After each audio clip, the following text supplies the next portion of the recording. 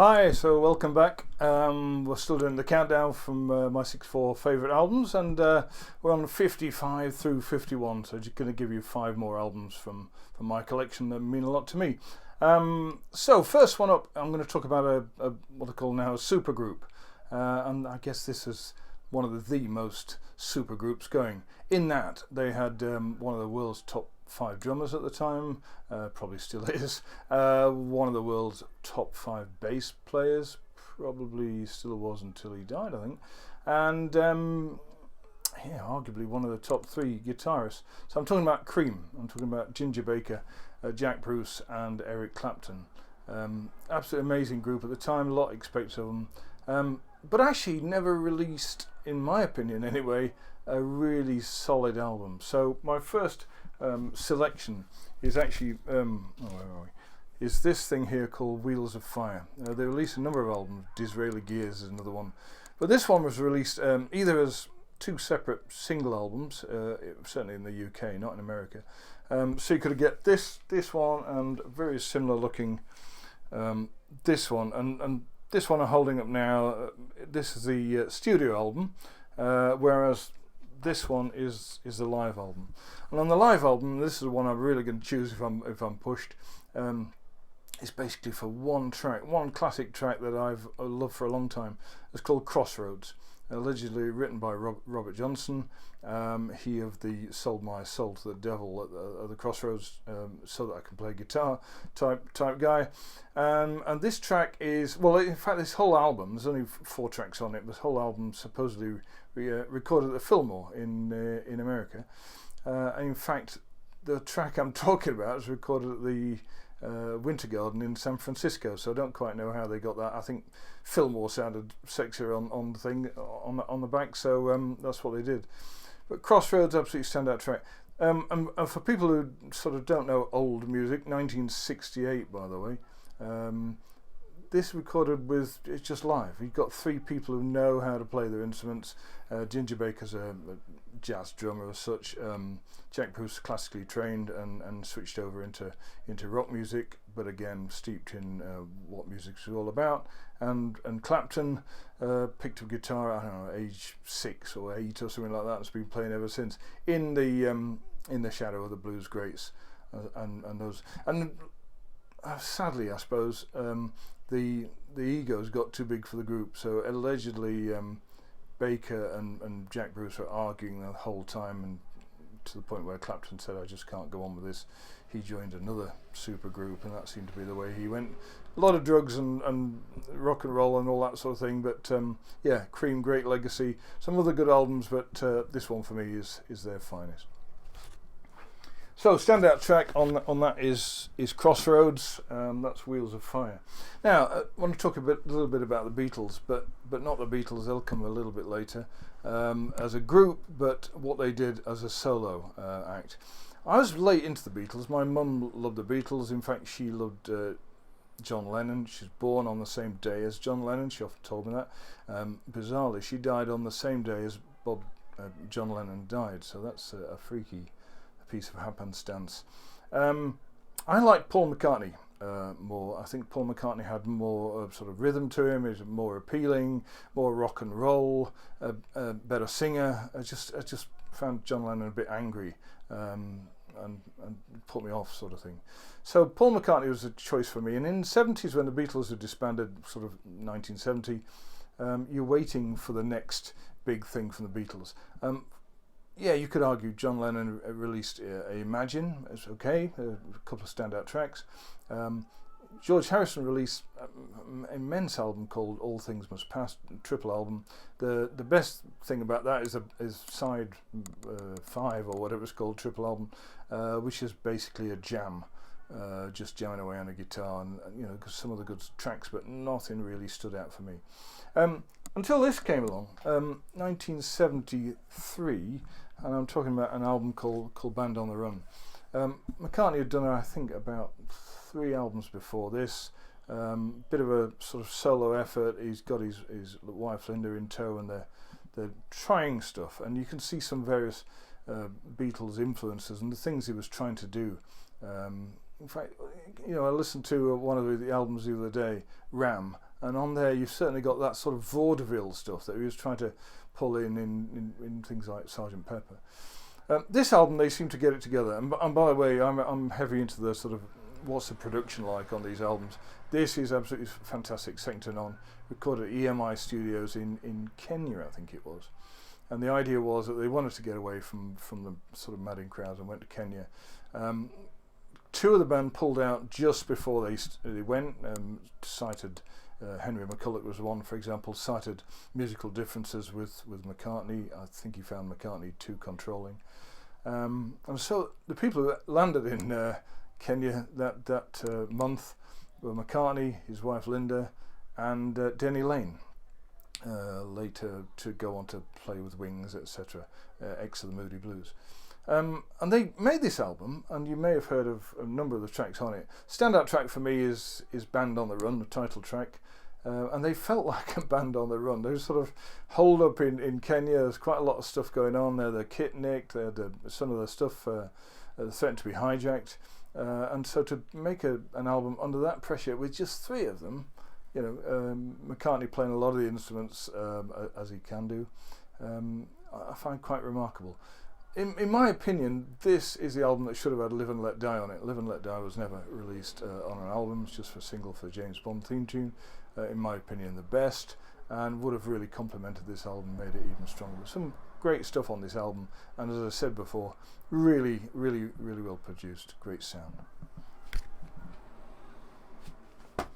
Yeah, 1975, 1976. If your view of Bob Dylan when I was younger certainly is similar to mine, that he's got a whiny voice and he plays harmonica when he's not singing and it's really grating, then you'd be with me. And it might be interesting to find an album that didn't have that sort of whiny voice and harmonica. I've turned into a bit of a Dylan fan, mostly for the lyrics, I have to say. I love his lyrics, and once you sort of try and unpack them and find out what he's really trying to sing about, then it gets more and more interesting. There are some shockers, by the way. There are some recent Bob Dylan albums into the 90s and 2000s that are unlistenable. One is his Christmas album, which he just murdered every Christmas song you've ever heard. Apart from one track which is absolutely amazing called Must Be Santa, so an old track that's not been covered that many times, but have a listen to that if you've ever got a spare 5 minutes. And this video goes with it as well, really, really good. But anyway, back to this. This is 1975-76, and it sort of changes Bob Dylan's normal approach is to sing about women, and either that he loves them to death or that he can't stand them, they're horrible bitches, and he wants to do something awful to them. This is more of a travelogue thing. This is more of a sort of about people, about situations. And for example, the standout track I'm going to offer up is Hurricane, and it's about a guy, and I can't remember his name now, but I will do. He's a prize fighter. He happens to be a black guy, and that's maybe what makes the song so sort of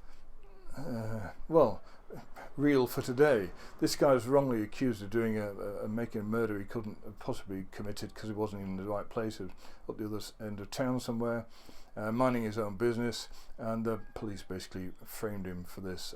It went on, and the guy got, I think, a release 10 years later or something like that. He was acquitted for the crime. But this track is all about the injustice and the way it evolved and all the rest of it. And there's a number of tracks like that. They are a bit long. They are a bit sort of but storytelling stuff on there. Song called Sarah, song called Isis, I think is another great song called Mozambique. And what makes this different, not only the sort of content of the lyrics, but he employed a rockier sort of band to go with it, and also a fiddle player. I can't remember the woman's name, but it's quite exotic. But she plays fiddle on this, and I don't normally like violin on albums. It makes it a bit twangy, it makes it a bit countrified. He's also got Emmylou Harris on vocal, sort of contra vocal to his, which makes it quite interesting as well. So if you don't like Dylan because of a couple of the reasons I said before, then give this a shot. It's called Desire, came out in 1975-76. Standout track for me is Hurricane.